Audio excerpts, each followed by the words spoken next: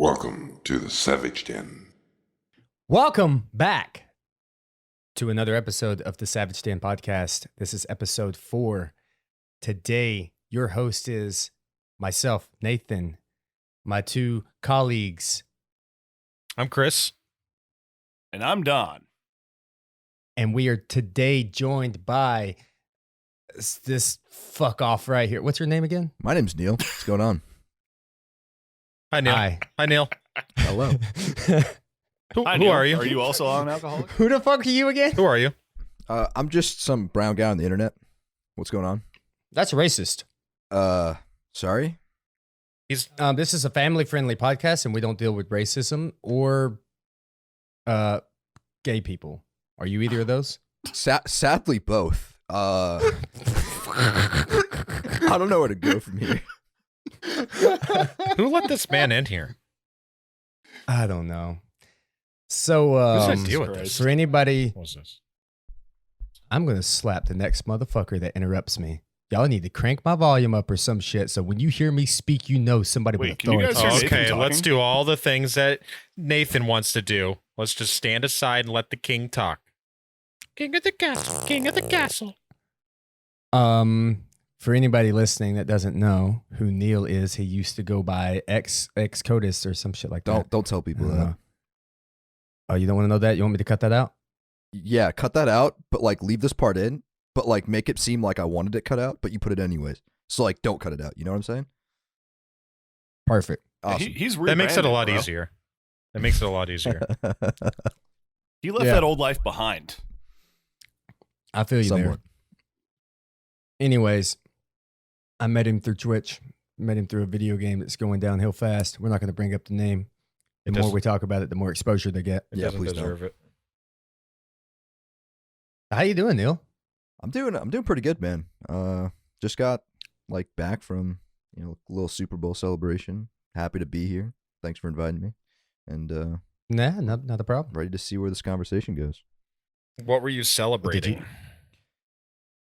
I mean, we were just having a good time, man. I don't like hang out with my friends a lot, like frequently, like a lot of people do, like every other day. Nor do I we text each other very often, but like when we do meet up and like talk, it just makes it more meaningful. So I go over there every so Aw. often, and usually they come here. I'll cook something. I go there. They'll cook something. Whoever's coming somewhere else brings a bottle of wine. It's kind of how it is. But yeah. Who brings the strippers? No one. We're all horribly So no virgins, matter what, someone's coming. That's good. typically. Not always. I Unless imagine it somebody's getting depends it on the amount of cocaine you've had. I do not do drugs. That is a a pillar that I stand for. I do not do drugs Wow, anymore. that's respectable. Anymore. So innocent. So pure. So now that you aren't really a big face on Twitch anymore, Did you just imply that I was a big face? I'm sorry. I'm talking you up. I'm talking you up, dude. I'm fluffing you, man, dude. That was good. That was a good one. I'm your fluffer right now. All right, Yeah, let us all right. fluff you.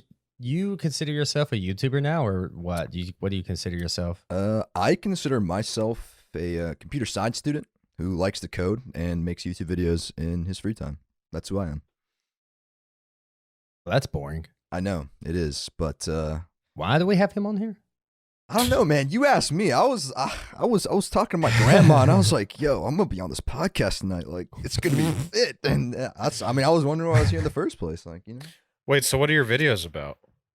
So I don't know. I've been doing like I started off end of last year, like December, kind of making a bunch of like generic like reaction or like comedy videos, and then this year I'm really focusing on like one of my goals was to just make 2 videos a week and just get into the habit of actually creating content and posting videos, because if you care about perfection, you're not going to execute, and execution is everything.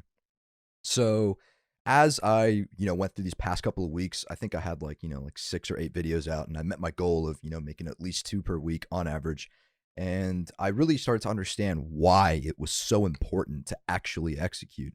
Because as I made videos, albeit, some of them not so great, but some of them, I really enjoyed making, I was able to hone in on exactly what I wanted to talk about.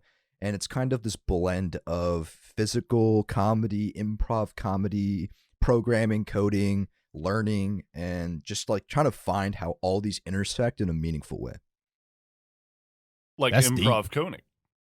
I mean, I've got a couple of ideas in a Google Doc about just sitting down and recording a whole session of coding something fairly simple so that I can, cut it up and show my thought process and how many times I yell at myself when no one's watching. Sounds like content to me. And right, it's like it's just an idea. I don't know where I'm going with it, but I know that if I'm consistent with it, I'll be able to develop, what I want to do accurately and at least move towards a goal rather than, sitting here in a Premiere and just making sure like all my audio levels are tuned up and never actually uploading anything. Not calling Yeah, anyone fair out. enough. What? What? Who said that? Who, me? What? You? No. Bitch, I got 2 YouTube videos. No, I'm just playing. But yeah, it's like it's just this concept that I saw, a lot of YouTubers talk about. It's just like your first 100 videos are going to be shit. So like just get them out. Like period, right? Well, I mean, look at PewDiePie. Like, all of his videos are shit. I mean, you can like sure. Like I personally I like some of his videos. I'm not saying all of them are great, but Oh, no, I love PewDiePie, but I think the quality of the videos are usually pretty ass. right, but at the same time, you see like a gross like 14-15 million dollar revenue annually. You're like, okay, yeah, it's shit, but like he's definitely doing something right. Well, yeah, that's the beauty of it, because in the end, it's the product, not the quality at that point. Like, Exactly. he like every time he does any sort of video that requires him like watch a YouTube video or something, it pisses me the fuck off, because for some reason whoever puts this video together doesn't bump up the volume of the YouTube video. Like, Nope. unless he literally records it all into one flat file, which if that's the case, he needs to jack the volume up so people can hear the YouTube videos he's watching.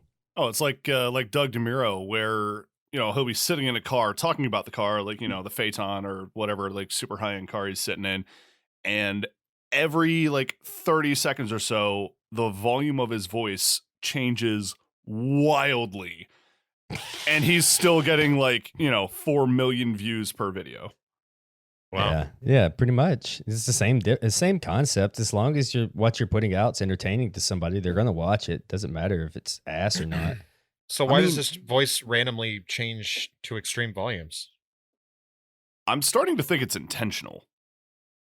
It's weird. Like there's no other reason. Like he's wearing a lapel mic.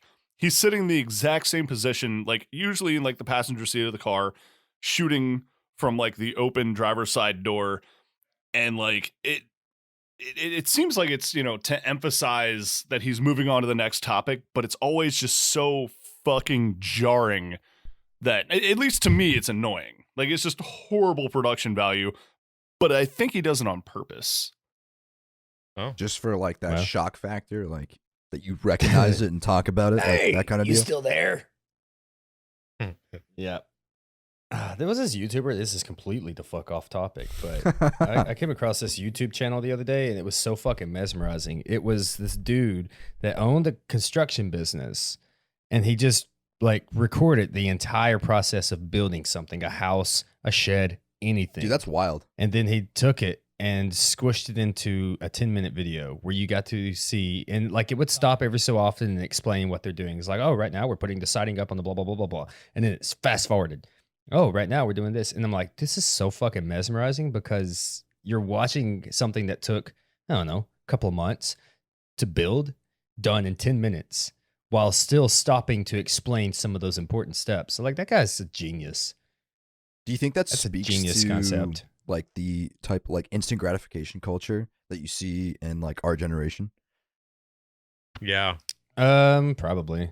I think it's the same thing like with that YouTube channel, Primitive Technology or whatever it's called, where Mhm. the dude, he literally says nothing. He's just in the woods like fucking around with clay, and he makes himself like a little hut out of like shit that he finds in the wilderness.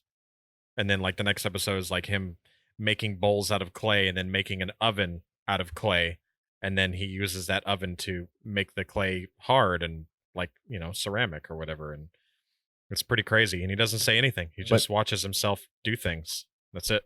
But does he pack it into a short video, or is it like a 30-minute fucking video? I mean, he doesn't like what's it called, hyperlapse or whatever. He doesn't do that. He just shows like important parts, I guess. Yeah, I mean, I don't think that Oh, speaks to gotcha. instant gratification. I think that's just something that people are naturally curious about. Because here's the thing. Who of like us, like, I mean, I don't know you guys like well, but who of us is gonna go out and fucking do that? I'd venture to say none of us. And the reason you Yeah. watch it is because you don't do that and you're just curious about it, right? So Yeah. that might not be like necessarily like instant gratification, but more so like if you look at kind of like what's a really good instant gratification example? I guess Pressure washing. Pressure washing? What? I mean, listen, I do pressure washing, but it's so gratifying because you swipe your pressure washer over something, it goes from being ugly and black to looking brand new in an instant, and I love that. Okay, Somebody well, needs to subscribe to power washing porn on Reddit. that I do. I hope that's not a thing. It is. Really? Let's search it up right now. I got a quick Chrome shortcut that I can type r space power washing porn. It's exactly what you think. Oh my god, that just resolved. Holy shit. All right, Control W. Anyways, moving on. I mean, the instant gratification is more so like you see a lot of people. Oh, this is you can cut this out. This is an excellent segue into streamer internet culture. Instant gratification is you see all these pop-up YouTubers, like people who are like me, but actually say that they're YouTubers, right? Whereas like I just make videos when I have time in between like coding for 7 hours. Or like Twitch streamers, like, 14 hours a day. Like, what? Like, what are you doing? Like those types of people. You know what I'm talking about? Oh, that shit's Oh insane. no, I know exactly what you're talking about. Okay. I was hoping I wasn't gonna be too off base here, but like kind of, going through a sprint, and like I'm not gonna lie, I was guilty of this. Like this was me for a short period of time, like a couple months. But going through your first couple of months or whatever, and just in your mind you have these unrealistic expectations. You want things instantly. You see that other people have this, and you do it for that reason. And then when you don't get that instant gratification, that's when just a myriad of issues just start compounding, and you just can't escape it. No, I feel like most, especially streamers today, like go in there because they see the other streamers that are just making bukus of money and with great success and thousands of viewers. And it's like, oh, this is easy. I've got a great personality and I'm really good at Fortnite. So they get on there, they start streaming. And after like 2 months, they're like, why doesn't anybody watch me? It's like, come on, bro. Like, because back in the day when a lot of these streamers started, it was a fairly new thing, and they may have gotten some of that instant gratification. They, because it was fairly new. You didn't have many. Like for one, you couldn't stream unless you had decent equipment to do it. Internet. And a lot of people probably couldn't afford internet, the hardware, the kind of hardware it took to push out a decent quality stream. Like a lot of people wouldn't have been able to afford that back in the day. Now everyone's got access to it. Right. And so you get, a shit ton more streamers, and they're all like after this instant gratification. And I don't know, if you're gonna start any sort of content creation in this day and age, you have to start out with the mindset that I'm probably going to do this for free for a really, really long time, if not the rest of the time I do this, like the Right. rest of my life. Yeah, really no. long time. I agree with that. Oh, That's, yeah. that's a good way to look at it. I mean, even then, like with all these people that just like not idolize, but they idealize, like looking at these streamers who in their minds make a lot of money. If you really look at objectively in comparison to like other hot fields and industries today, and I'm going to be a little bit biased here and mainly talk about software development when I make this comparison. Software development, for people that don't know, is one of these fields that is extremely popular nowadays. However, it's been inundated with mid to low skill developers, meaning that a lot of higher skill developers still are able to find positions in, top 100 tech companies and such. And it's not that difficult because the skill is still lacking and there's more jobs than there are people to fill them. But they look at these streamers and they say, oh, wow, like they have, throw out a number of subs that a lot of people would say is like, oh, something that I would desire. I'm not really like into like this whole 5,000 subs. And like, that's something that someone who's starting out streaming would have in their mind. Like, is that kind of like is what you're giving me there? That number? Like started out streaming? No, I mean, not they're, started they're out, gonna but be happy with a couple of hundred. not happy with, like, they look at someone and they're like, that person has X subs and I'm going to start streaming because I want that. Like, give me that number. Yeah. I would say a lot of the people that average anywhere between 2,000 to 5,000 viewers have somewhere around 2,000 to 5,000 subs. Okay, so you're talking about 1K plus streamers. Okay, so that's like a different category, right? Like you have your 100 to 1K, which is like completely different than your 1K plus. I mean, 1K plus, you're talking about the top 0.1% of all Twitch streamers. Yeah, but I don't know. I feel like a lot of streamers like look at those 1,000 plus and think that it wouldn't be that difficult to get there because the next higher up is like, the mega streamers with 8,000, 10,000, 12,000, 15,000. Like there's a lot of those. You think there's a lot of 10K out plus? of the millions of streamers on Twitch, I mean, you're talking about a couple hundred streamers. Yeah. But we're talking about someone that's fresh into streaming. They don't know about the millions of zero viewer streamers. Literal millions. They see yes, exactly. Literal millions? They see a couple of people with 100, 200 to 600, 700 viewers, but then they see several rows at the top of 1,000, 2,000, 3,000, 4,000, and then here and there, scattered here and there, is just a couple of 8,000, 10,000s, 15,000s. Like there's a good handful of those streamers, and I don't think anybody says, "Oh yeah, I'm going to be the next 15,000 viewer streamer." That's like trying to be the next Taylor Swift or something. It seems very unrealistic. Okay. But to a lot of people, 1,000 viewers seems fairly realistic because a lot of people have 1,000 viewers. I mean, that's a lot of them. That's what Twitch wants you to see. Right. I mean, hell, I've been streaming for almost 2 years. Dude, I have 3 subscribers. Like, it's like, a lot of people have extremely unrealistic expectations of starting streaming and think they're just going to hit it big out of nowhere. Oh, yeah. Okay. So with like 1,000 streamers, like let's use that example. So you said let's just use the number like maybe 2,500 subs. Okay. So to draw the comparison here, like a lot of people will be like, they'll think that success, streaming success, content creation success, 2,500 subs. Would that be like a fair assumption to draw this analogy I'm about to draw?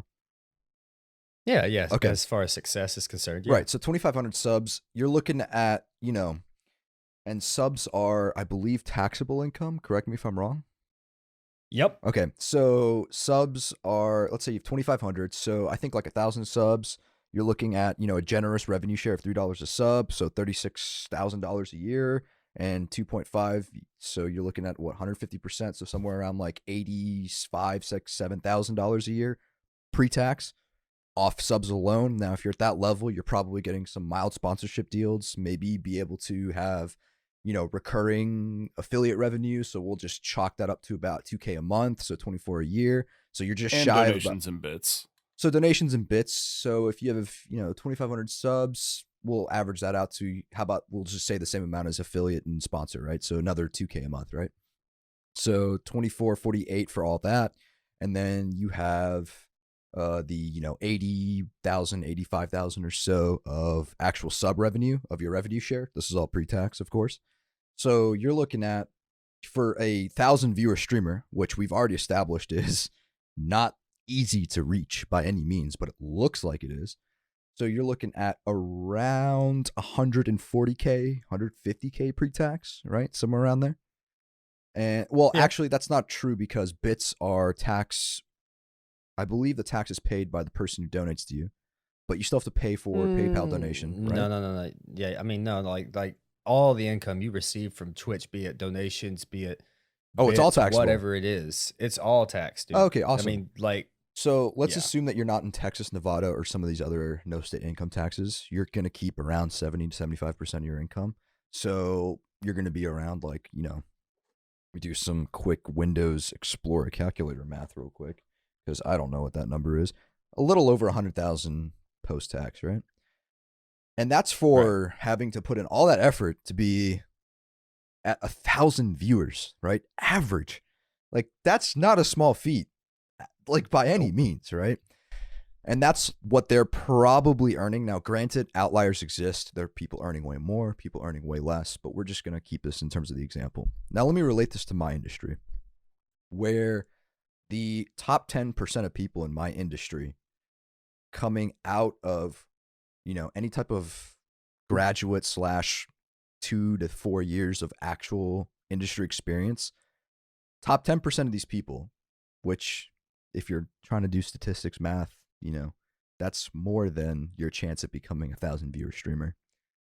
These people are going to be able to learn these skills and, writing different types of code, whether it be, front end, back end, whatever the hell it is. I'm not going to get into the technical details. These people will come out, be able to work at companies that are going to be at least paying you $180K a year, at least upwards of 300.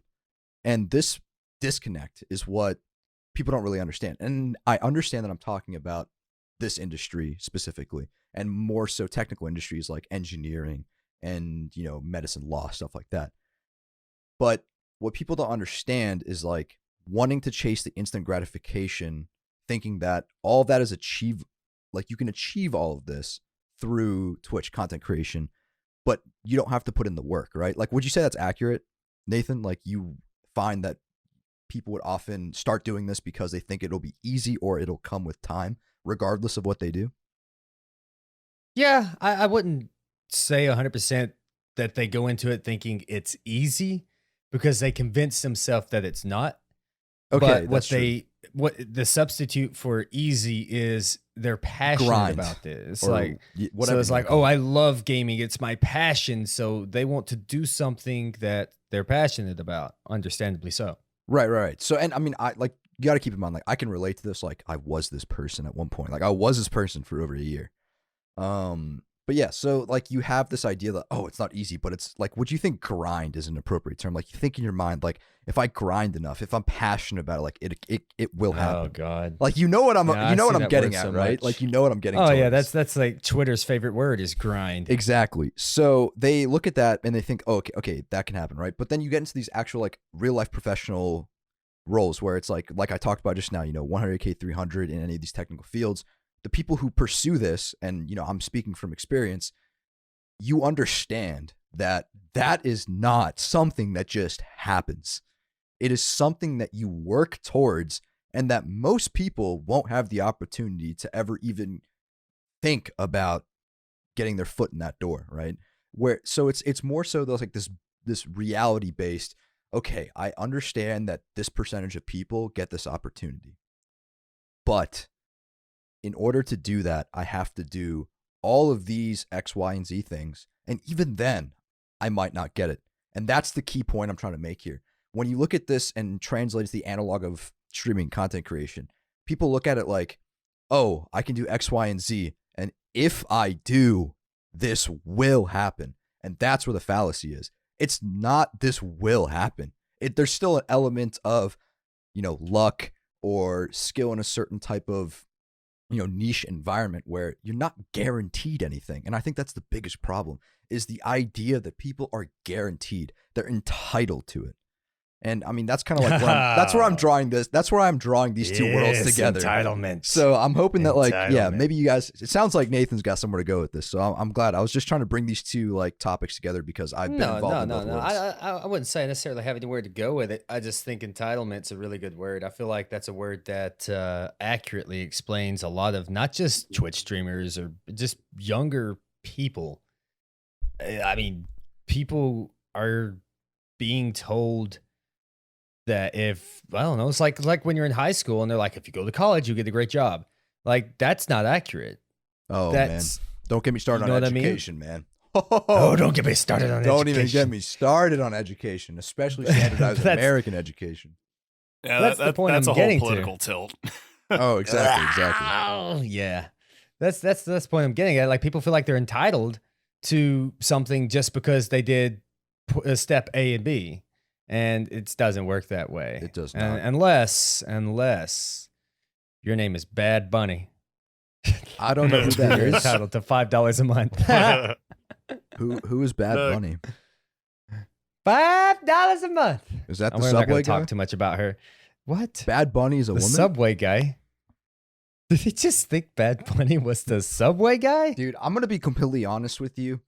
My You day... talking about that Jared guy? No, dude. I The heard pedophile? Just tell I him heard who Bad Bunny $5. is. Yeah, I don't know who Bad Bunny I is. don't know. Bad Bunny's the bitch that went on that rant that went viral on Twitter that, you know, you have hours to watch me, but you don't have $5 a month to subscribe to me. Are you that far out of the loop, dude? Yo, listen. I wake up. I eat my Greek yogurt with granola. I work out. I come back home. I drink You piss coffee. excellence. I You don't fucking hipster. I don't piss excellence. I sit down at my desk. I write code. I go to class. Hold on a second. I come back. you're a nerd. I cook dinner. I write code. And I spend like the last 1 hour and 30 minutes of my day watching some like educational YouTube. Spend the last 30 minutes There you reading go. and I go to sleep. Yeah, I'm sending you a link really fast All right. that you don't have to read into it much or anything. It's just an article about this this chick. But yeah, she ties right into what you're talking about. The whole Dude, I heard this on your stream when I was watching before the podcast. This is that soundbite, isn't it? Yeah, yeah. Like 100%. This Yeah. is the soundbite. You are correct. Great ears, my friend. Okay. That's pretty interesting. That's all. I Yeah, gotta like say no, about that. she's yeah. I don't know. It sounds like it's okay. being said in like a kind of like satirical tone, like not serious. Yeah. I don't know. But that's the thing. I wonder if she's being whatever. I'm not going to talk too much about her again because we talked about her on the last episode. But Oh, yeah, okay. she fits into what you're talking about. With that being said, let's dive into something else. What you're a computer nerd. You're a programmer. You're a fucking like geek. You're a dork. Keep But going. what were you? I know. I'm just trying to insult the shit out of you. Let's see if we can get this shit over with as fast as possible. I'm waiting for the Discord disconnect sound. Doo-doo. What were you doing before programming? And like, what was your idea with life before? Like, Give did me you an have age to a work off. of. direction. That'll be I a don't lot know easier. what. How fucking old are you? Right now, I'm 21. 21. Mhm. God Wow. damn, you're a baby. It'd be like that. Chris over here, he's like, "Fuck, dude, how did I get wrapped up with all these young people?" Hey, speak for yourselves. How old are you, Don? I'm 33 currently. Fuck, you're old. Yeah, Anyways. I'm 32. Gonna die soon. Yeah, you're on that downward slope. Halfway to Especially retirement, when you're drinking like I do. Halfway to retirement. Here's an example, really fast. Before Twitch streaming, before I moved to Nashville and pretty much lost all direction in life, my one goal in life was I wanted to be a musician. That's what I wanted to do. Okay. That was my goal, and it consumed me. What was your guys's like goal before you finally got to where you are, or finally realized what you want to do, or maybe you still don't know what you want to do, or maybe you do? I don't know. Okay. Interesting question.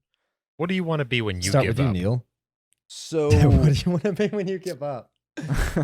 so like in high school, especially like towards my end years of high school, I had this mentality that, and I'm sure this is like really common. Like you'll be like, oh yeah, of course. But in high school, I had this like idea that I had everything figured out. I was gonna go study this, be this, and that was it. Like I had it all. Like I figured it out, and my life was figured out. And then I got to college, and I was like, number one, I hate standardized education. This is a waste of time. Number two, what am I doing here? Number three, I hate everything that I'm doing. And then I went through this process of, kind of rekindling my relationship with coding as a whole, because I'm actually a self-taught programmer. I taught myself how to code when I was 12, and I kind of just let that disintegrate. In my later high school years, I didn't really pursue it, even though I knew that I really liked it. I actually worked as a front-end developer at a company before I even went to college, and then I just stopped coding. And I don't know why I did, but I just did. Now, at that time, I thought, oh, I'm going to go study engineering, and I'm going to be an aerospace engineer. I'm going to work on rockets. Like, I really like space, and I'm going to go work on rockets. And then, I kind of like went through the motions of being an engineer. I looked around the classroom and I was like, fuck, man, these people suck. I hate engineers. And then I, kind of went a 180, started, studying finance. And I was like, this is a bunch of douches. Did another 180. Then I ended up in computer science. And even to this day, I still can't confidently say that I know what's going to happen or what I want to do, because I've come along far enough to understand that you can't make statements like that. And I have enough, albeit little, wisdom to know that I can't make those statements. But at the same time, I also know that there's no predicting what lies ahead, but just that something will come and that it'll be an experience and that it'll grow me in some Hmm. That was moving. way. Wise words. Yeah. I mean, I don't know. I guess I'm on the similar track where I don't 100% know what I'm going to be doing tomorrow, but I'm going to try to do what I'm doing now to make it happen. What about you, Chris?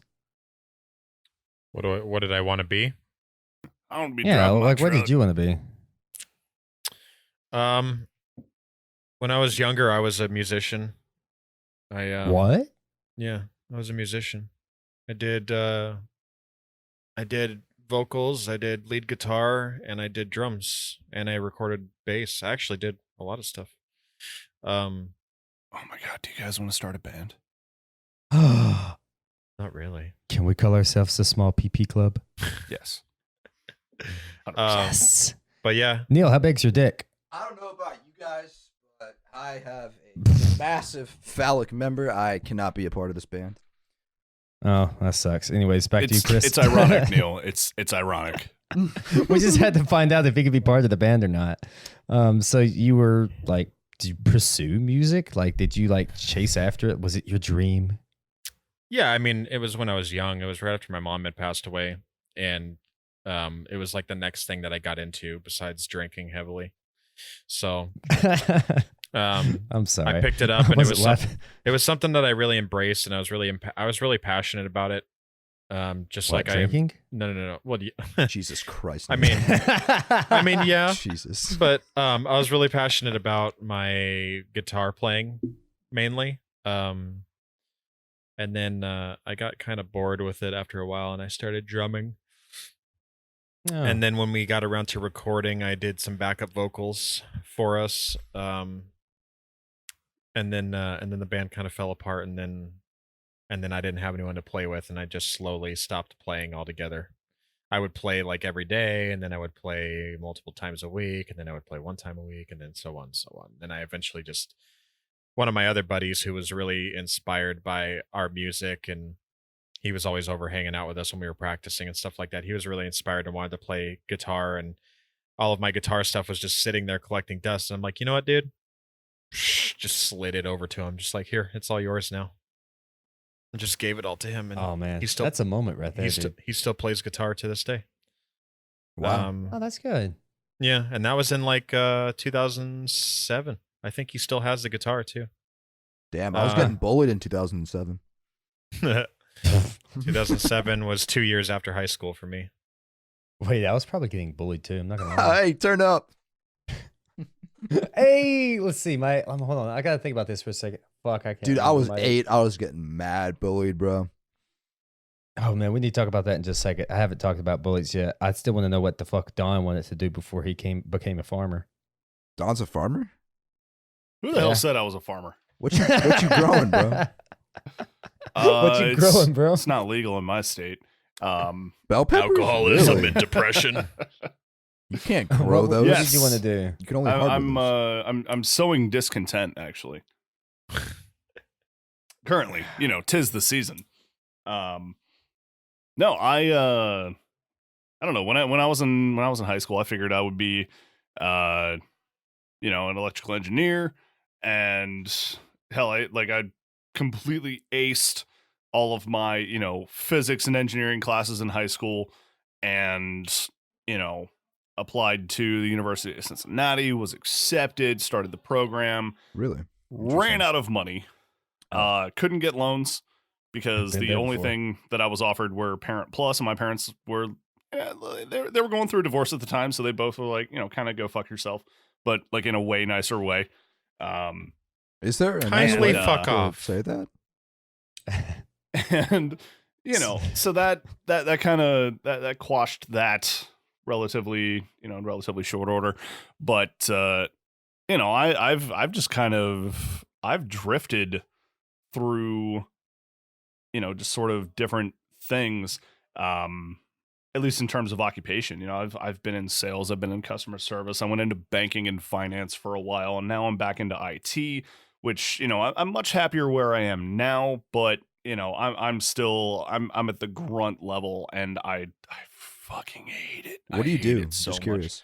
Well, I work in IT support, and just dealing So you talk with like with default like world, like civilian world people.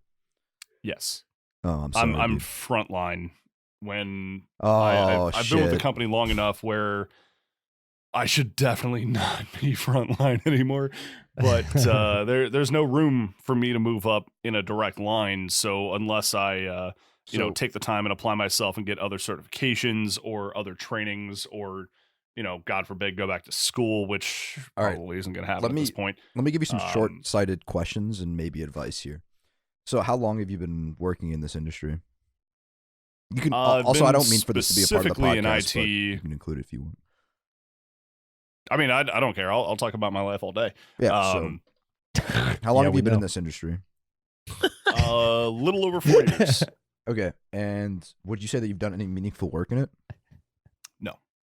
Well, all right. Can you I mean, a little frame that you've done meaningful work in it? Is the question I should have asked. I have. I mean, I dabbled in development a little bit, and I will say that was probably the most fulfilling part.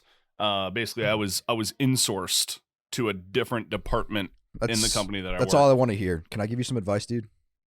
Please do. Leave your fucking job. Go find a new one. You're never going to get a raise. Any raise is barely going to combat inflation. You're worth more than you think you are. If you're willing to learn and you at least found that fulfilling, that means you have the passion to learn it. I don't know what kind of development you did, front end, back end. I don't know. If you said to me just now that you found it fulfilling, you have the passion to learn it. Don't think that you can't. Go get a different job. Get better pay. Get better industry, dude. Like, don't stay where you are just because you've been there forever.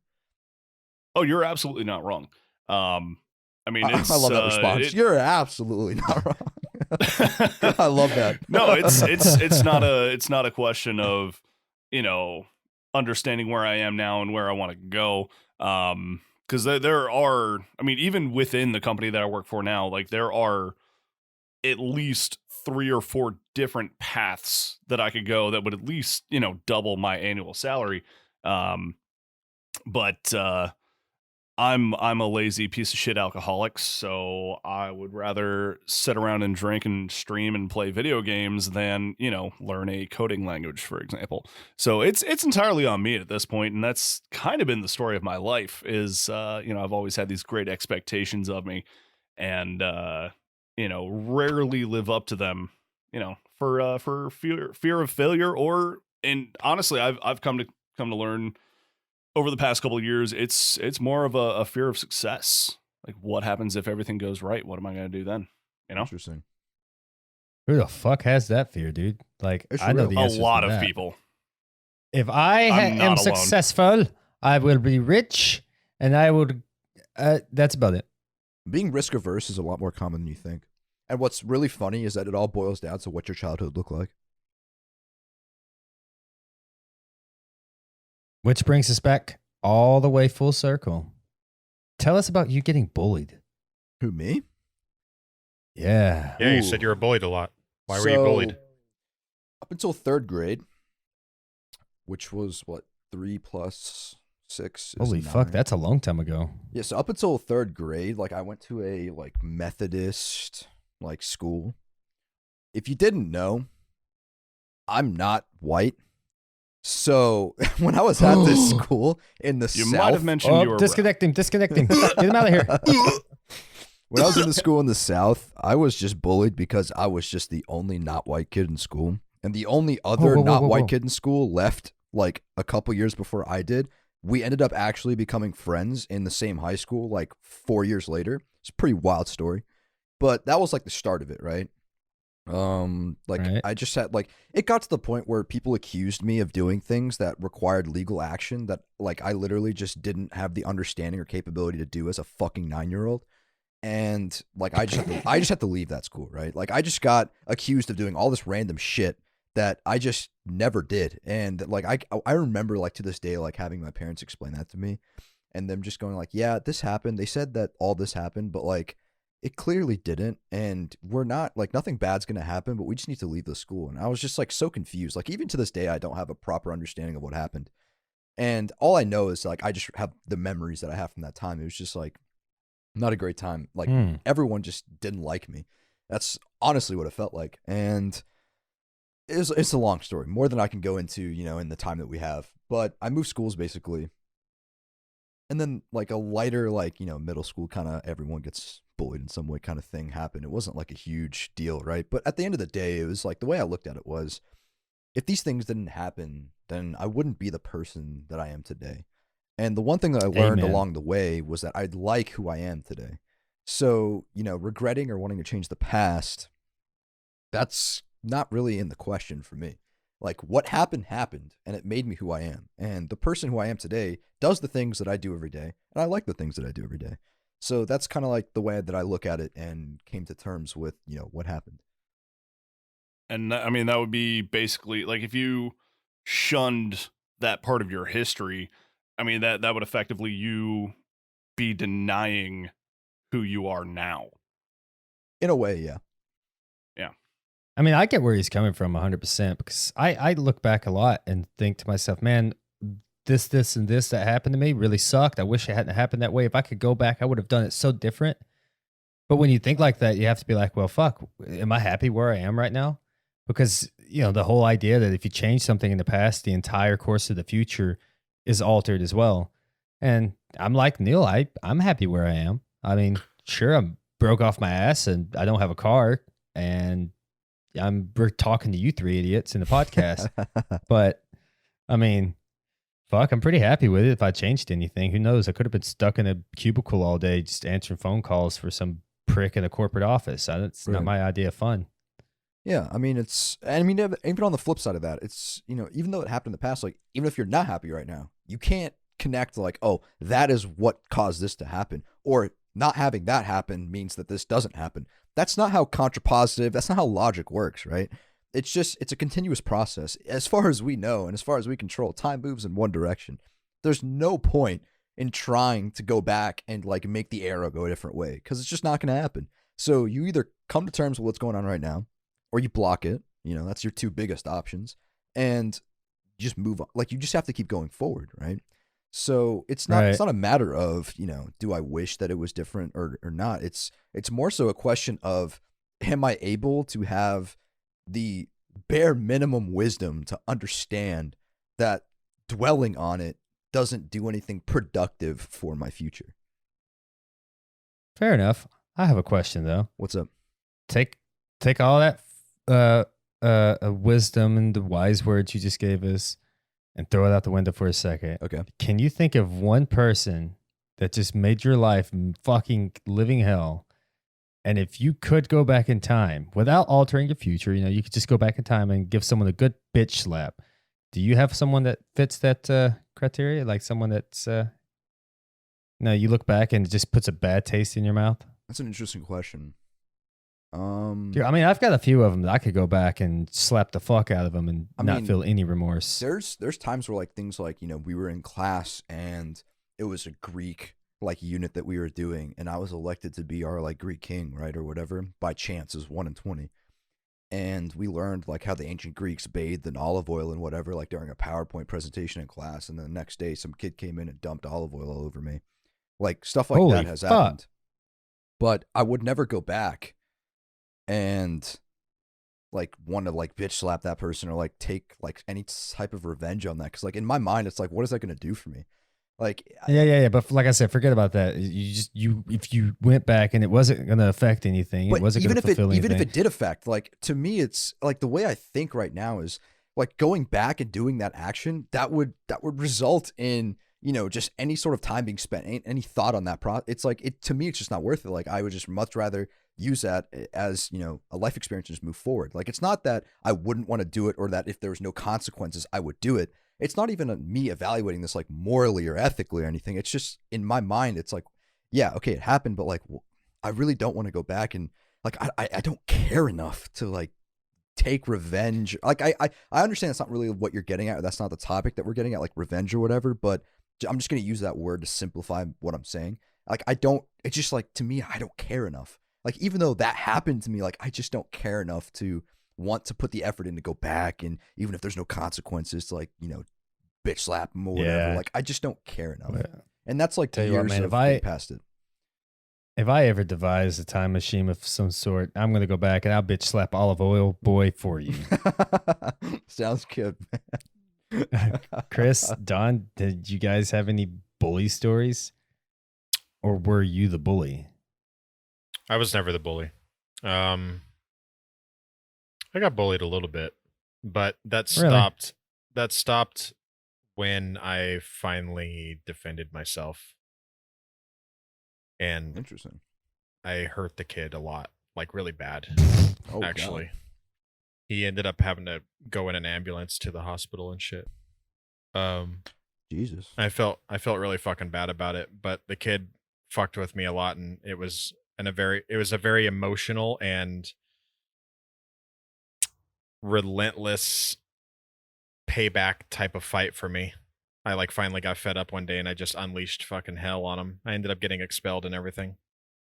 But I can understand that. I broke his fucking leg and all this different shit. Like, fuck, hold on, back the fuck up. Like femur?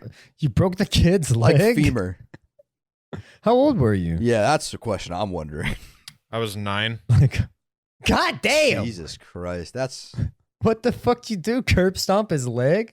Dude, you don't even break someone's leg by curb stomping it. Like, fuck me. Well, my God. So I kicked his leg.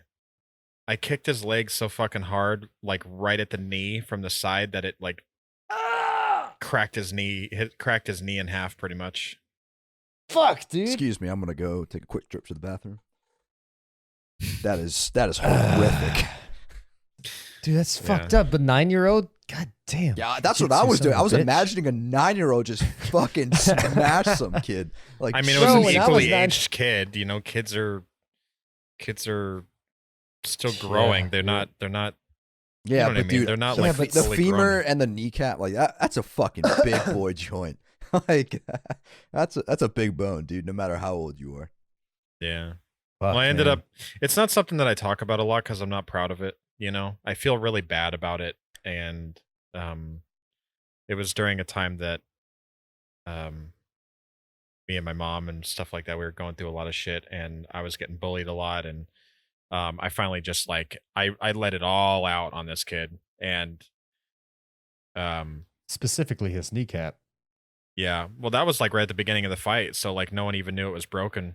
So like, you know, his leg got fucking shattered and he fell on the ground, and then I got on top of him and punched him a shit ton of times until people pulled me off of him. So not only was his leg broken, but he got his fucking head punched in. Jesus. Yeah, I mean, I don't expect 9-year-olds to have, you know, a grasp of anatomy, but it's probably not the time to interject a statement like that. But I mean, oh my God. Like, I mean, yeah. Did you ever kick someone's ass? Like that's how it is.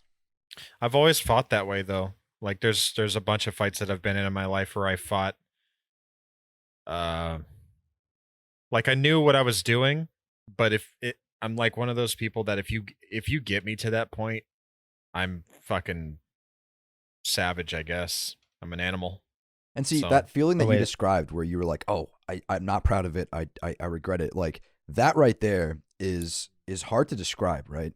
But I feel like it's the same thing that motivates me to how I answered your question, Nathan. Whereas I don't care to go back and, you know, take revenge or whatever. Like that right there, I feel like is the same type of, you know, subconscious emotion that drives me to think the way I do, where it's like, why go back? Why do that? Like you'll probably regret it anyways. But that's like in my mind, it's more so like, dude, why give the effort? Like why care?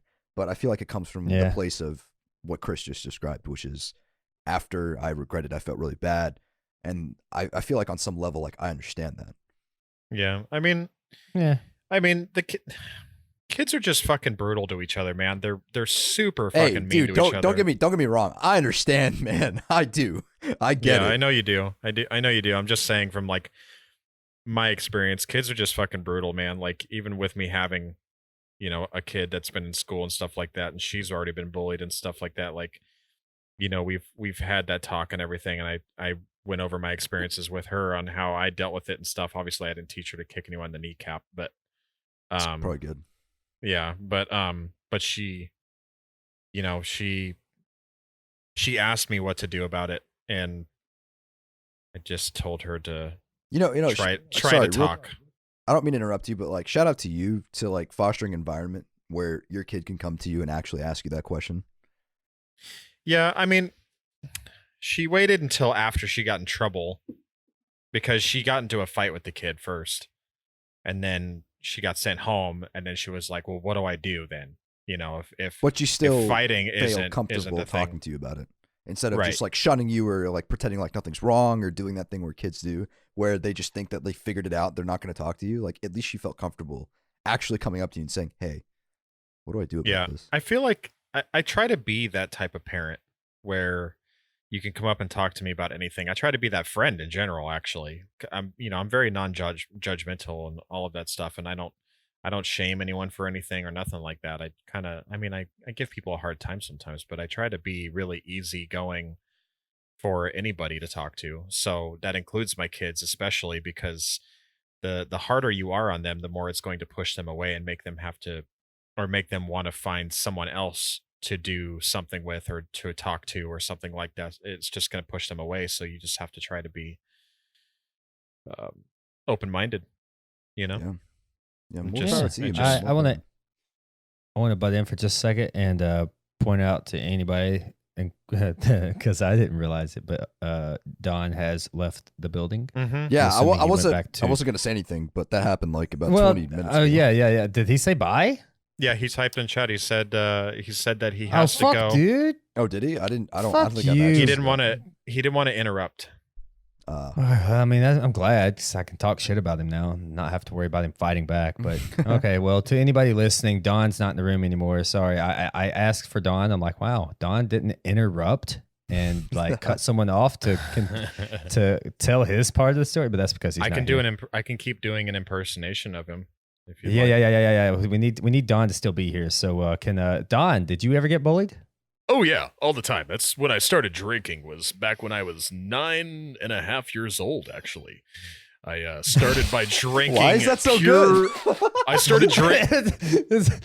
started by drinking pure petrol. It's actually 100% ethanol. Really. I basically He's so fucking. I basically do not have an esophagus at this point. dude, if my eyes were closed and I couldn't see the green circle in Discord, I wouldn't know. Holy fuck, dude! You lost. I lost him when you hit us with the actually. Oh god, that's like That's Don. too Are you good. here? That's too good. Like I don't. Actually, I know yeah, haven't I heard say you guys that word a lot. I like we're gonna have to let Don know. Like, hey man, you can take a sick day anytime you want to. We basically have a human soundboard of you. We just I told you I've been practicing it. damn, bro. That's That's good shit. pretty funny actually. Yeah, I've never met Chris in my life, but him and I hang out all the time. All the time. Bro, how the fuck do you sound just like him? This shit's fucking bizarre. Like I could try and do that same voice where you just project and put your vocal box down, but it doesn't sound like him. You know what I'm Hey saying? Don, when did you get here? Do you have any alcohol? Whoa, Don, is that you? Have you been to the gas station recently? Actually, it is me, and I'm drinking pure ethanol right now. Dude, that's crazy. I'm a big fan of 93 octane. I don't know about you. I just love racing so much that I drink it. I drink racing, literally. This is too fucking good. Oh man. Oh, Oh, hey, this kind of could be a good segue into a topic because I saw this article. Well, and it might Nathan, go ahead interest you. and give me the segue. I'm ready to talk about anything for any period of time. Oh, I bet the fuck you are. This might interest you, Neil. I saw this and I thought it was pretty interesting. Google says its new chatbot Mina is the best in the world. Have you heard about Mina? I have not. You keep talking, and I'll pretend like I'm not furiously Googling it. Yes. Oh, well, I mean, just type in Google Mina, Meena. And a Oh, summary. Tell me what that is. Oh, okay, Don. In a summary, it's basically what Google Assistant is or Siri, but now it's a very fucking highly advanced version to where you can have like legit conversation with this AI and it can understand you and talk back and like make sense. Like, cause you know, you go and like you ask Google like, hey, why should I vote for this particular presidential candidate? And it'll just bring you some articles up because it has no idea what the fuck to say. Like supposedly this AI will be able to have a constructive conversation with you. Okay. From a software perspective, I got to butt in here. Just make this distinction right away. AI, machine learning, two different things. Artificial intelligence is what you're referring to. What you mean is machine learning, something that can learn on its own, given a data set. Tic-tac-toe AI can go through all the possible boards of tic-tac-toe and beat you every single time. It's not hard to program. I've done it. We literally did it for a class exercise. That's an AI. Machine learning, something that learns what you do, your patterns, and can adapt over time given a data set that evolves and can be better and learn on its own. So let's just make that distinction real quick. What they are selling is machine learning, not necessarily just AI, because AI is really just a broad term for anything that can operate with an algorithm. Thank you for that. Sorry. We're so much smarter now. I'm enlightened. It's a really important distinction to make because like in our field, it's like buzzword, right? Like everyone likes buzzwording machine learning, AI, but like they're really not the same thing. Like AI is not machine learning and vice versa. Well, when I think about Google Mina, first thing that comes to my mind is when are we going to slap that shit in some robots so that robot can say harder, daddy, harder? Skynet. Do you really want to get into the sex bot topic? Because like that's something that's really interesting, but at the same time, like could be its episode, like in and of itself. I mean, I wouldn't make an entire episode about a sex robot, but Not an entire episode, but like it could be a solid like 10 to 15 minute segment. That's fine. Let's I do it. mean, Go. like, what are we going to talk about? Well, let's talk about some sex robots. But first, before we get started, I'd like to point out how fucking dangerous it is to stick your dick into something that you don't know if it has the ability to clamp your dick off or not. This is It's why all I don't part of like the engineers. orgasm. You don't know. That's part of the You don't orgasm. know. This is why I only masturbate. I I mean, your actually don't hand can masturbate. clamp down. Yeah, that's why do I you don't. not really? That's why I don't masturbate because I don't want my hand you're- clamping down too hard and Yeah. you know. Oh, fair enough. Yeah. Dude, you know masturbating with a bionic arm would fucking blow. I think it'd be quite awesome. You could quite literally tune it with numbers. Until you're Wow, that really fucking, showed how you know, much of a brain- nerd I am. Holy fuck. Okay, yeah, you're thinking numbers. I'm thinking futuristic. This shit's tuned in with your brain, right? Dude, I was thinking like straight statistics, like you could measure curves and like optimize. Oh god, that was Oh, it's the perfect hand job. I'm gonna But no, automate what this if fucking you had a hand job right now. I mean, they kind of already have those to some degree. Just this not from men, to as far as I know.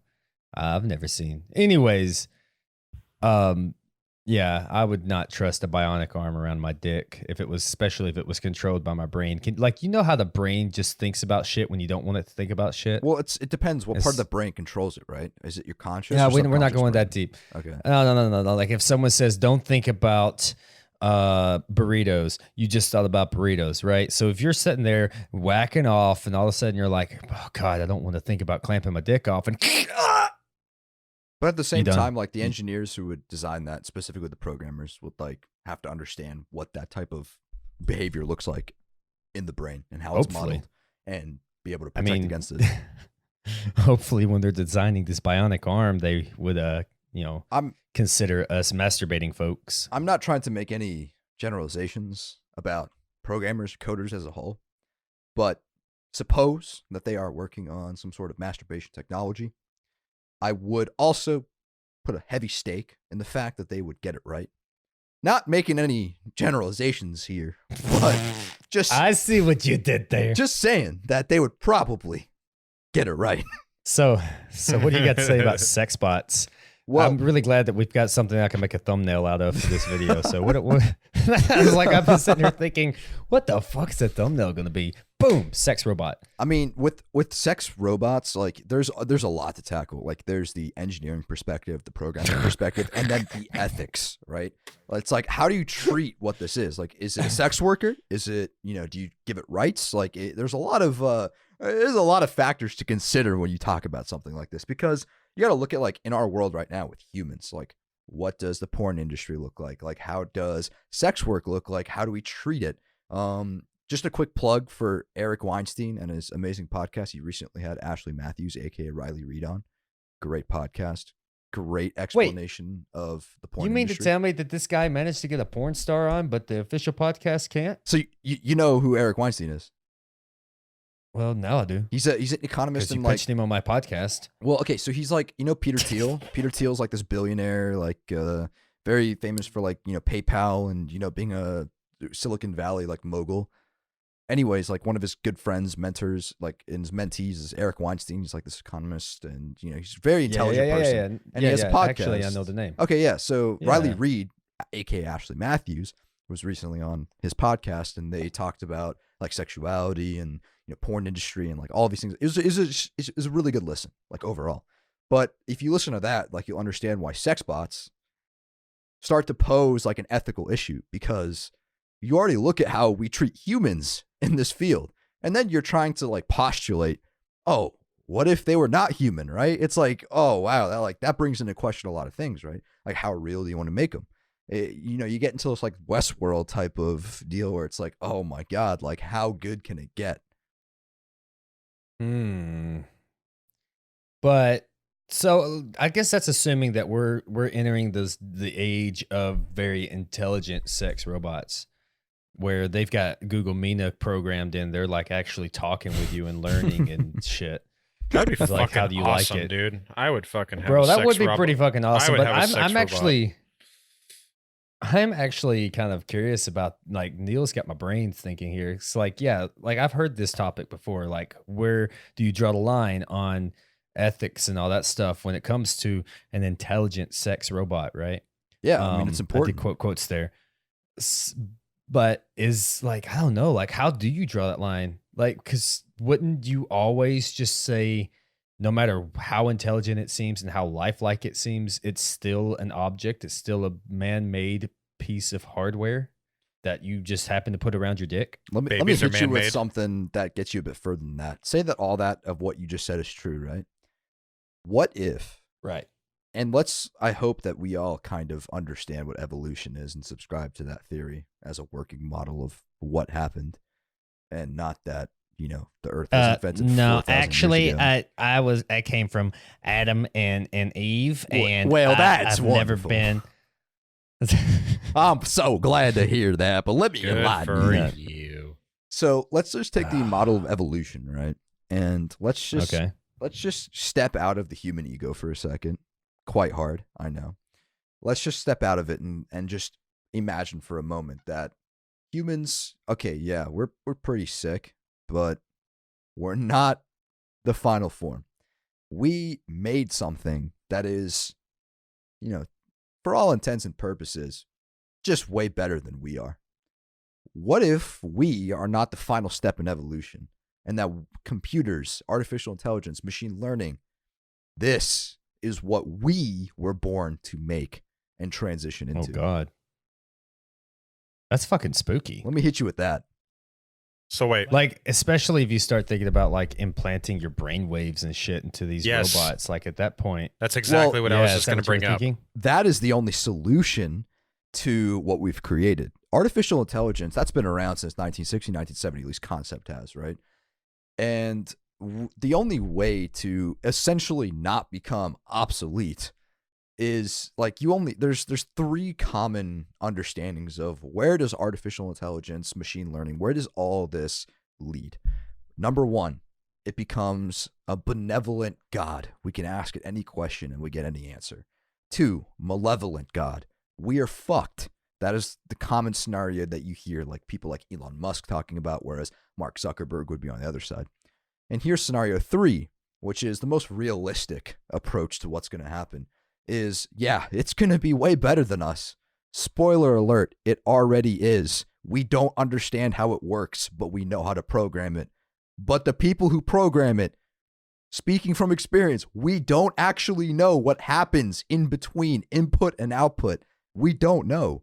So the only way to reconcile that is to become this hybrid species of, humans and machines become one, right? So that's the way we reconcile, like, there will be no human race. There will be no, artificial intelligence. It'll just be some hybrid of the two that come out of this in order for both to survive.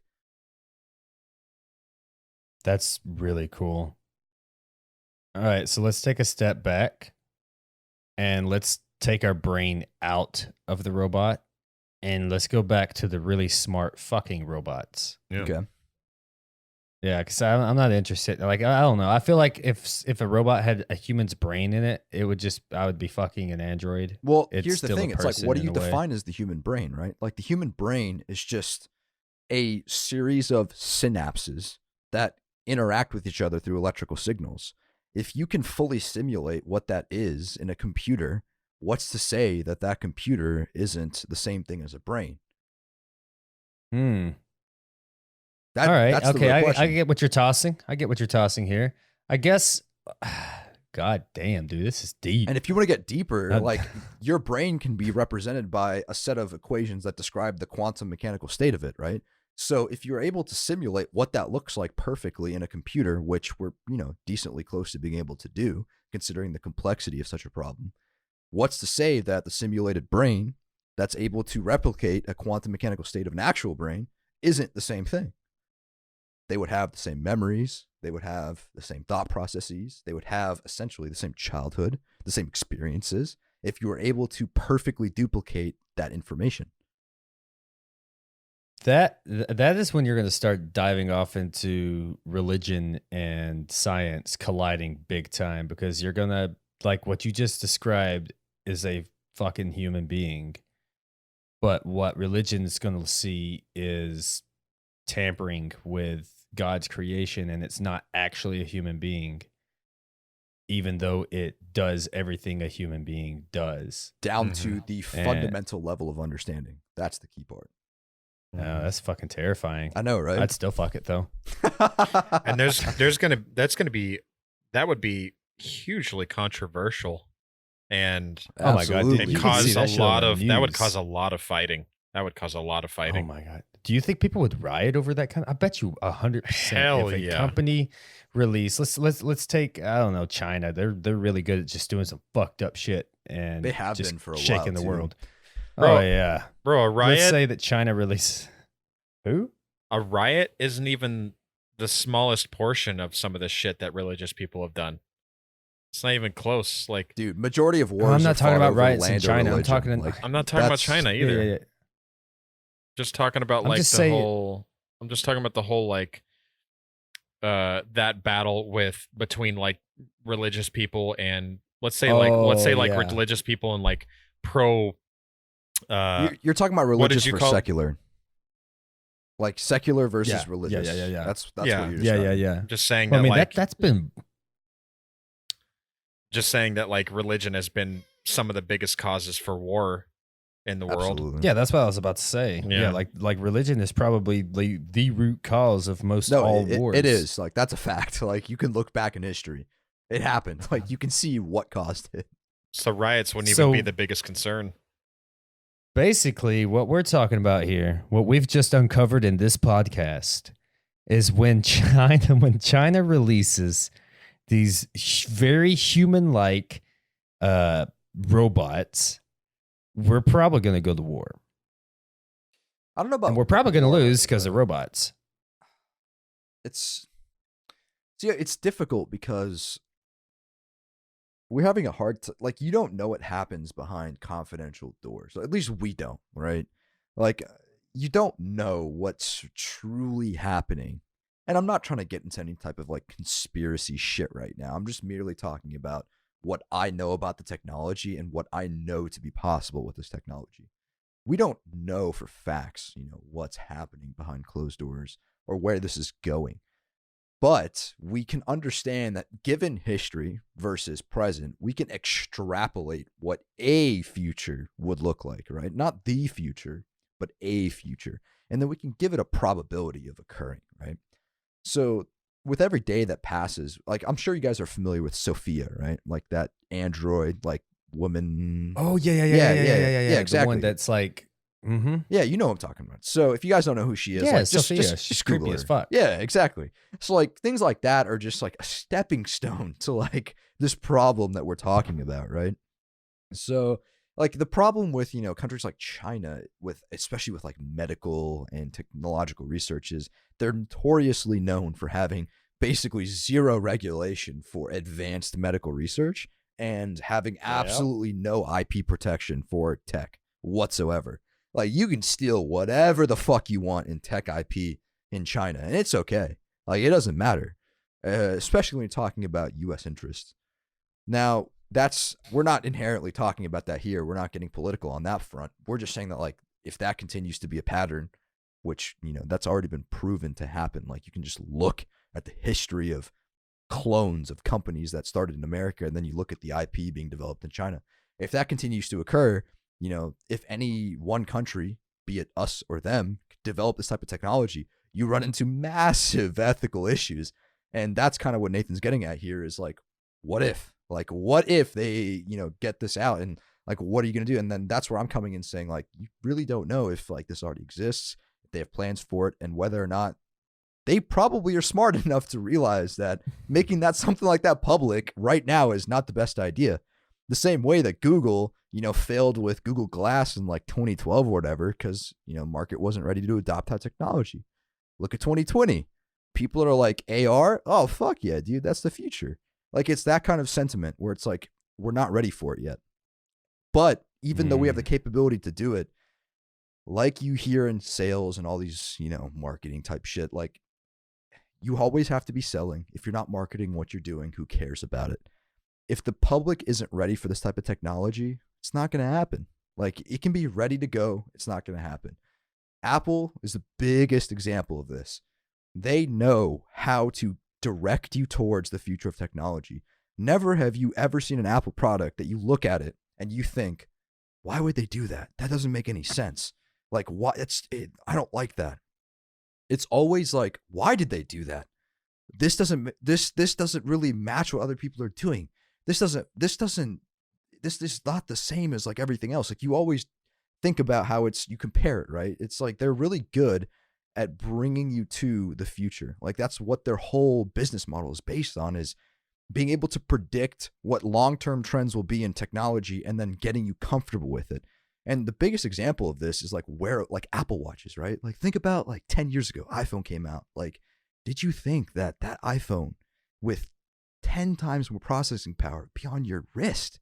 Like, if they would have introduced that in that day and age, like, no one would have bought that. As much as you would think that you would have bought that in that day and age, you wouldn't have. The same concept with Google Glass. They failed initially because they introduced the technology too early. It wasn't time. Like, people weren't ready for it. And that's the biggest thing in tech nowadays. It doesn't matter how good your shit is. It's about whether or not people are ready to accept it. Man, I can just picture a bunch of fucking scientists sitting in some lab somewhere with this robot being that's like, when can I come out? When can I come out? I'm so bored. And it's like, it's not time yet. Yeah, man. It's super important.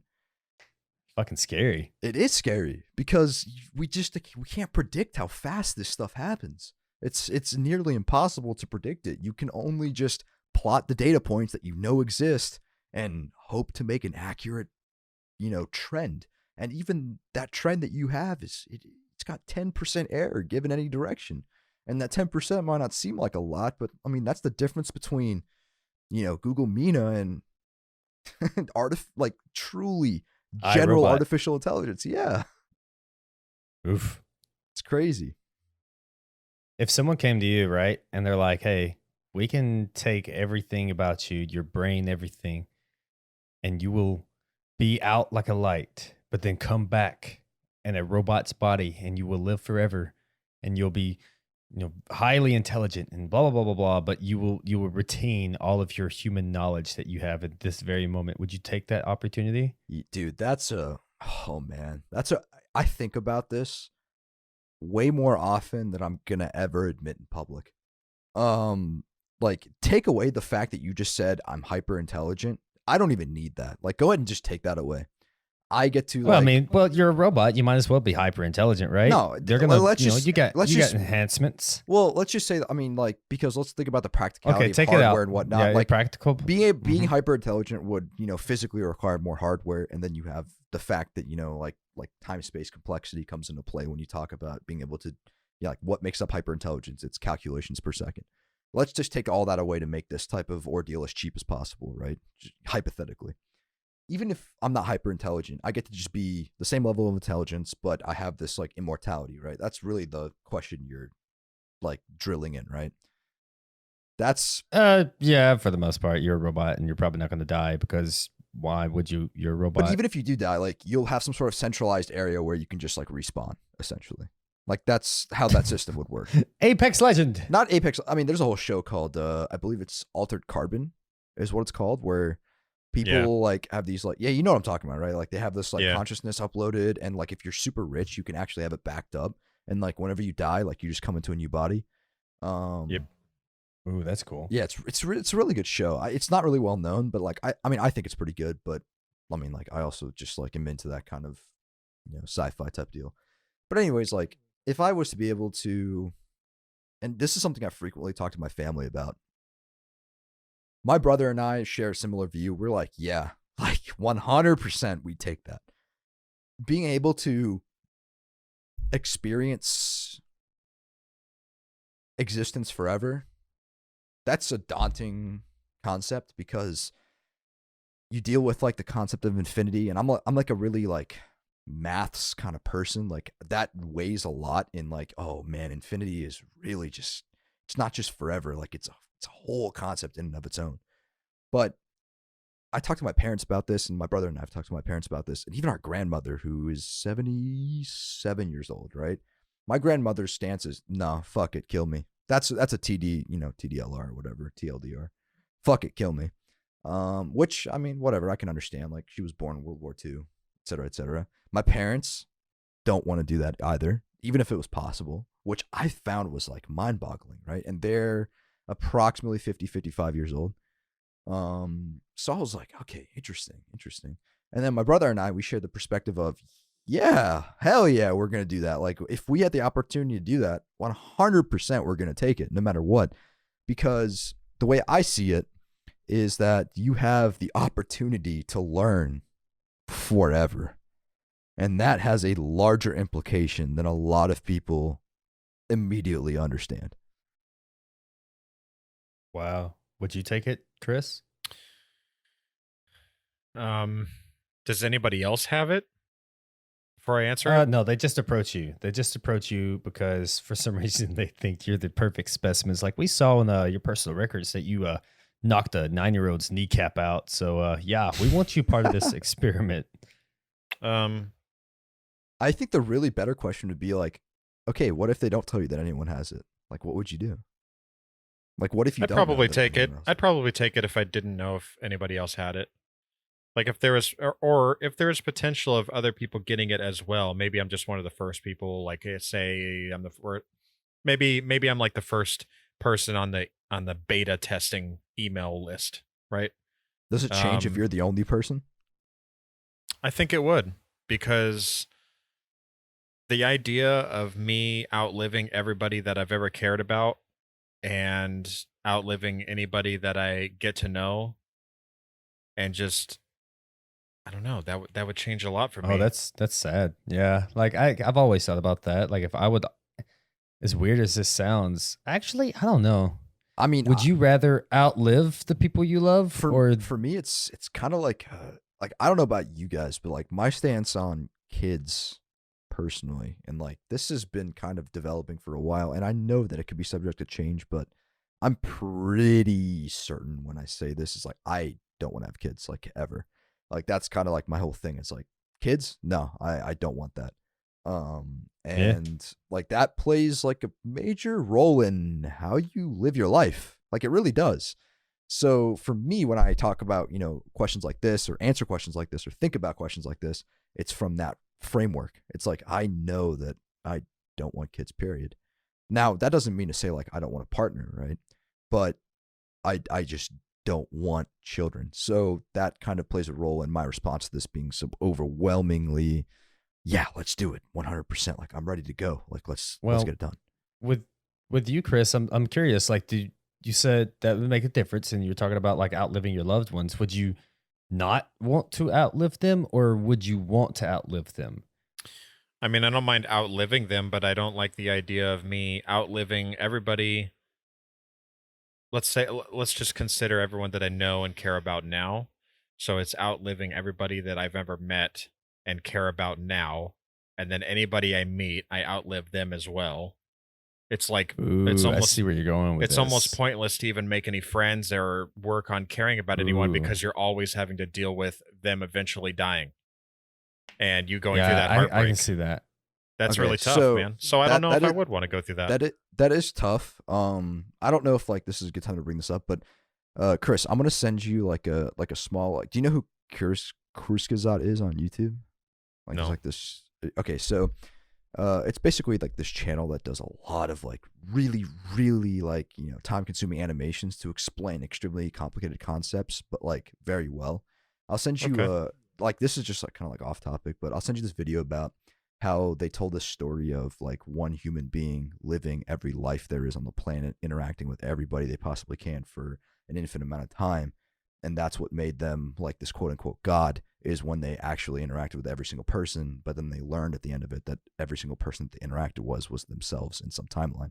It'll tie into what we're talking about right now. Like you'll understand when you watch it. I'm not sure like any viewer that hears me say this will actually understand what we're talking about, but it's essentially like the concept of, yeah, you outgrow and outlive everyone you ever care about, but then you get to this point, like you do all of this over and over and over again, and you get to this point where you transcend like this understanding of, okay, I've gone through this feeling many, many, many generations. Like I understand what you're saying about, not being able to form what you would deem as a meaningful relationship in say, 1,000 years or so. But after an infinite amount of time, that's like the hard concept to grab or grasp is infinite, right? After that many amount of time, getting through the entire set of humans, of being able to interact with that many people in any amount of time, which in an infinite timeline, you would be able to, like you'd reach this point of, I've seen it all, right? So I'll send you that video. It'll make a lot more sense what I'm saying, I promise.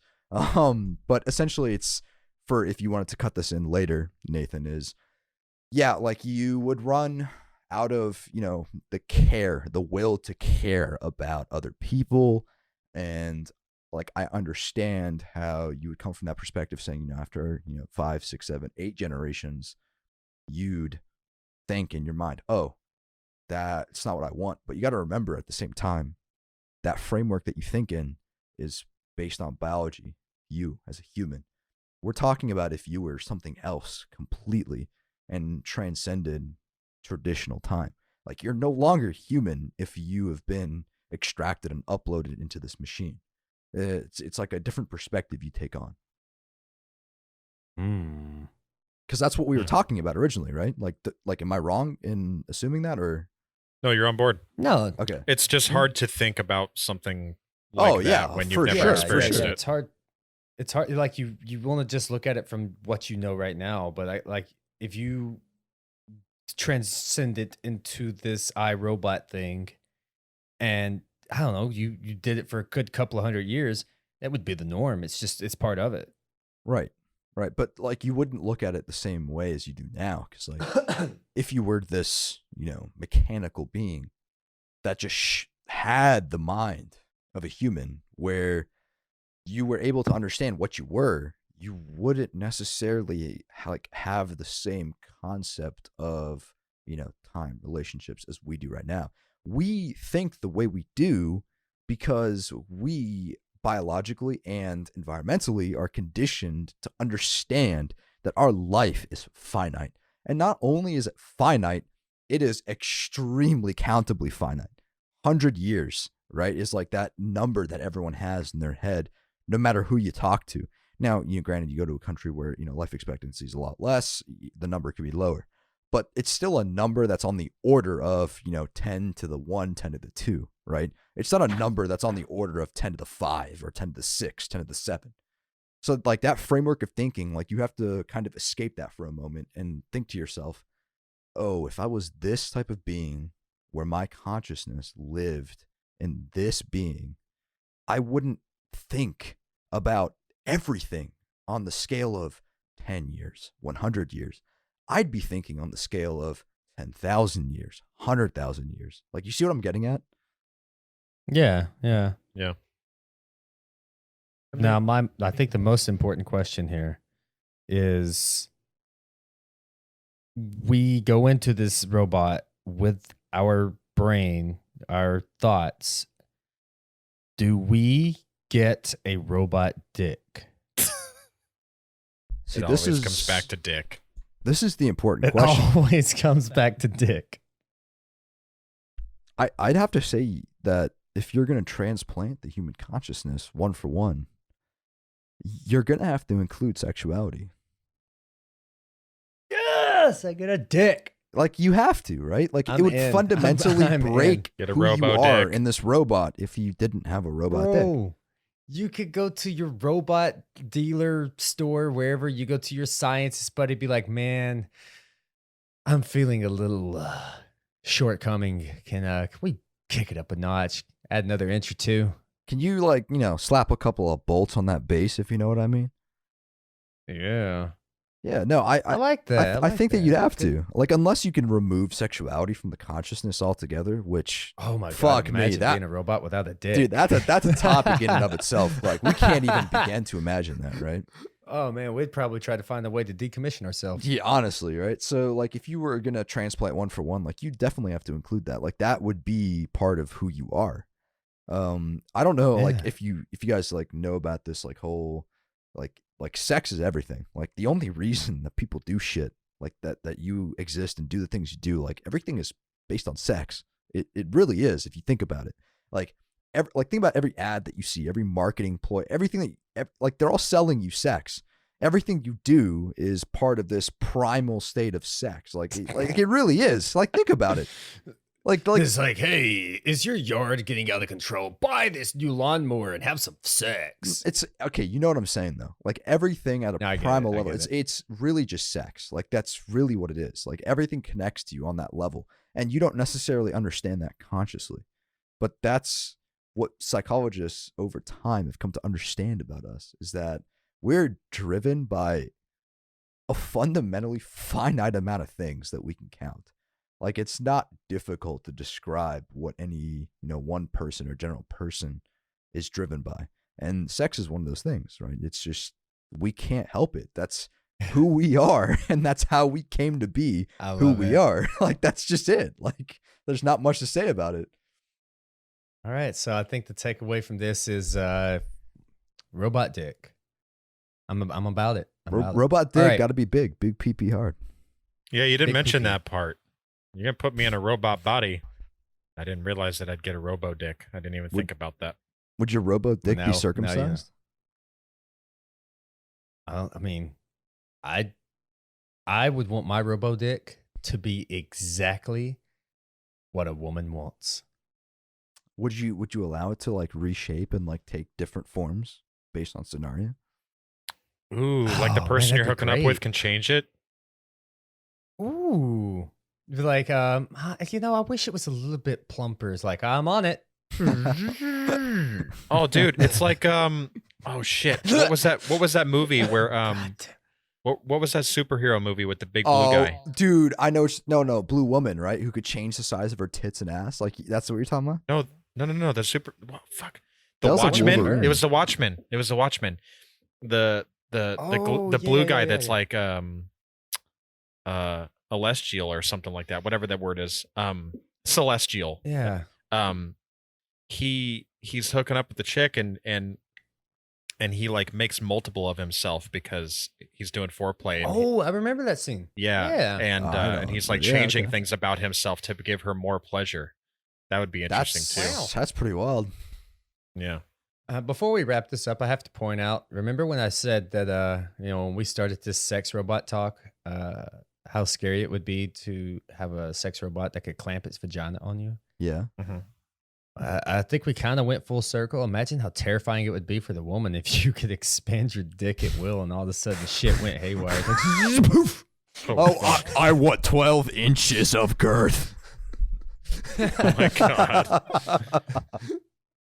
my god. I just shorted out. I Dude, need 1 inch of that'd length, be- 12 inch of girth. Go. That'd be fucking crazy. Okay, you. It's like, oh, fuck, I got it backwards. Okay, Chris, I'd just like to point out for the record, describe the football. Anyways, that'd be crazy. Like, god damn. Like that could be mutually I assured think- destruction. Like that's what that is, right? Oh, well, Those are wrong Yeah, set of yeah. zeros Sheath and ones. destruction. Bad coding. Bad coding. Massive Mayday, mayday, inflated abort. dick, and the lady just explodes, and you're like, damn. Quality okay. assurance, you are being downsized. I get to live with that for mean- an infinite amount of time now. oh, fuck. Oh, well, after you do it a couple hundred times, it just becomes normal. You're I like, really "Fuck, need I to did it practice. I really need to get better at this. Okay, we got to wrap this up. We're at a minute and 30 seconds in. I mean, a minute and 30. An hour. and fuck, Yeah. maniac. Go ahead, try again. All right. So, Neil, do you have any, I don't know, shit that you'd like people to check out? Like links? Oh YouTube? man, you're asking me to plug? Yeah, plug. Yeah, I would like for you to plug yourself and not someone else's podcast. Okay, to be fair, that was like a pretty good episode. Well-known guy, but like, yeah. Savage Den, this has been a great conversation. Like, I'm really glad that I did this. Honestly, like, thanks for having me. Yeah, this was great. I think we should do yeah. it again. Yeah, I'm down. Yeah, we should have you back on and talk about something else. I liked having you on. You bring a new perspective to sex robots, and I'm digging it. Dude, I'm super down. This was really fun. I'm really glad that I just kind of came into this with an open mind. If I'm gonna plug something, I don't know. It's just like, follow me, subscribe to me on YouTube. Neal Nadir, Nadir. Sounds like I'll it's put the spelled. link in the description. Hell yeah, and Neal Nadir on Twitter, and that's about it. Thank you guys so much for having me, Nathan, Chris, and Don. Yeah. Even though you're not here, it's been a pleasure. Actually, no. Yeah, we loved having you. I'm gonna Glad to drink hear it. some more alcohol. Thanks, Don. All right. I'm gonna wrap this up. Thank you, everybody, for tuning in to episode 4 of the Savage Den podcast, and thank you, Neil, for coming on and enlightening us. And yeah, Yeah, it was fun, man. we're I gonna- just I can't, tried to I- keep up. I tried to I keep can't. up. I can't show my parents this episode. That's for sure. I can't show my parents my dick, but that's okay. Yeah, that's a topic for Did you try? later. How do I'm you taking know? my headphones off. Take my headphones off. All right, bye, everybody. All right, take it easy, guys.